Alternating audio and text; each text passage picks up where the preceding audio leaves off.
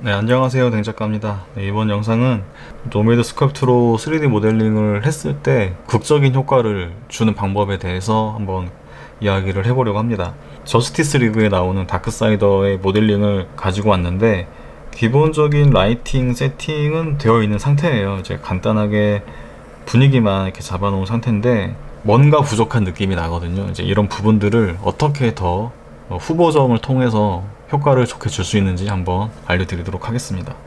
라이팅 세팅에 대해서는 제가 이전 영상에서 설명을 해드렸으니까 그 영상을 참고하시면 될 것 같습니다. 이제 이번 영상은 모델링과 라이팅이 끝난 이후의 작업이라고 생각하시면 되겠습니다.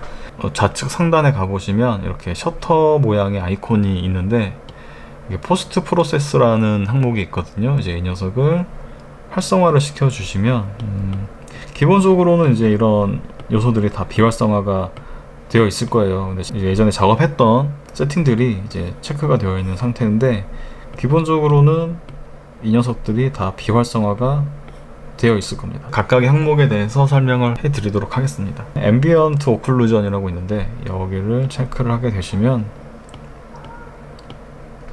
음영이 더 명확하게 바뀌었죠. 여기 보시면 이제 강도를 올려주고 사이즈, 이제 그림자의 이제 사이즈를 선택을 해주고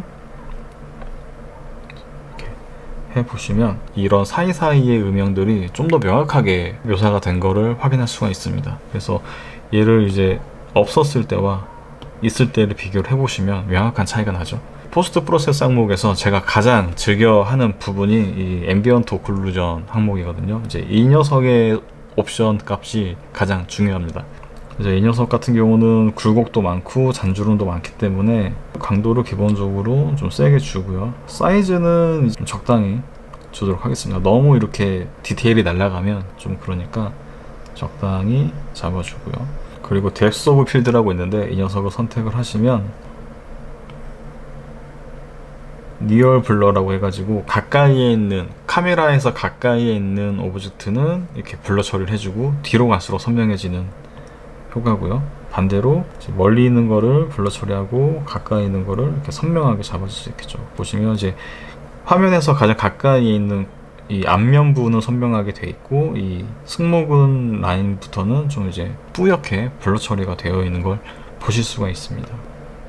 이런 식으로 이렇게 조리개 값을 임의대로 만져줄 수 있다라고 생각하시면 되고요.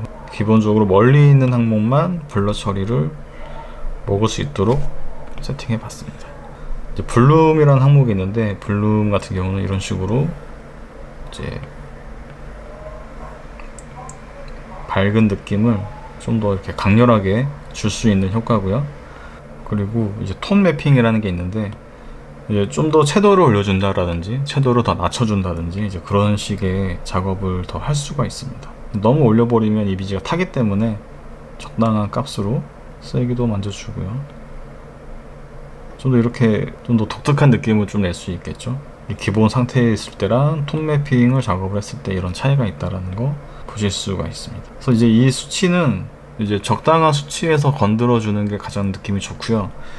이렇게 완전히 흑백처럼 이렇게 극단적인 상황을 선택하는 게 아니라면은 이제 적절한 수치만 만져주는 것만으로도 효과를 더 좋게 줄 수가 있습니다. 컬러 그레이딩이 있는데 이제 포토샵에 있는 그런 레벨과 비슷한 그런 역할을 하는 것 같습니다.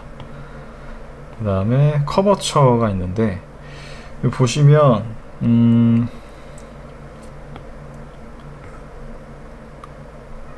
이제 저 같은 경우는 이 커버처 기능에서 이 범프의 칼라를 이렇게 잡아주면 오브젝트에 아웃라인이 생기거든요. 지금 화면에 잘 보일지 모르겠는데 이 가장자리에 라인이 한번 생겨요. 그래서 이 커버처로 약간 카툰 렌더링 같은 느낌을 낼 때 귀여운 캐릭터라든지 이제 그런 작업을 할 때 이 커버처에서 이 범프 색깔을 블랙으로 잡아줘서 이런 아웃라인 느낌을 잡아주는 작업을 종종 활용하곤 합니다. 근데 아쉬운 점이라면은 이 커버처 이 아웃라인에서 이 두께를 좀 더 주고 싶은데 두께에 대한 옵션은 없는 것 같아요. 그 부분이 조금 아쉬웠고요.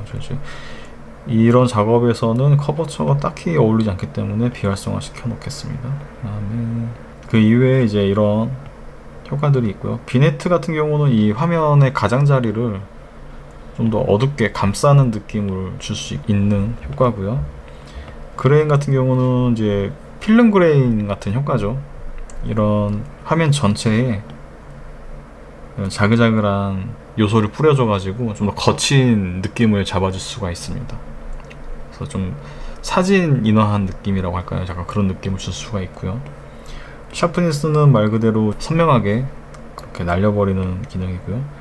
그리고 안티 알리아싱이라는 항목이 있는데 그렇게 크게 느낌의 변화가 있는 것 같지 않습니다. 게임을 많이 해보신 분들이라면은 이제 이 옵션이 좀 이제 익숙하겠죠.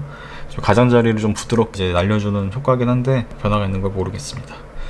자, 이렇게 해서 모든 옵션들을 다 켰을 때 이런 느낌이 됐거든요. 그래서 자기한테 좀 필요한 느낌만 이제 선별해서 사용을 하신다면 결과물을 조금 더 극대화해서 표현할 수가 있을 것 같습니다. 그래서 해당 작업물에 어울리는 느낌으로 선택하시면 좋을 것 같습니다.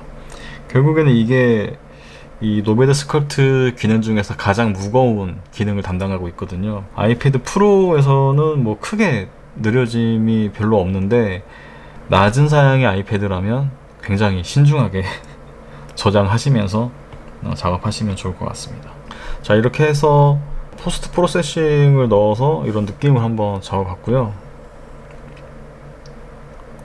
이제 포스트 프로세싱을 껐을 때와 비교를 하면 굉장히 많은 차이가 나죠. 그래서 스컬핑 작업이 끝나고 뭐 매터리얼 세팅, 라이트 세팅까지 끝난 다음에 포스트 프로세싱을 가지고 더 추가적인 작업을 하신다면 좀 더 좋은 결과물을 낼 수 있는 그런 작업이 될 것 같습니다. 이번 영상에서는 모든 작업의 마지막이라고 할 수 있는 이 후보종 효과에 대해서 강좌를 만들어 봤고요. 이번 영상이 도움이 되셨으면 좋겠습니다. 전 다음에 또 다른 영상으로 찾아뵙겠습니다. 그럼 지금까지 댕작가였습니다. 감사합니다.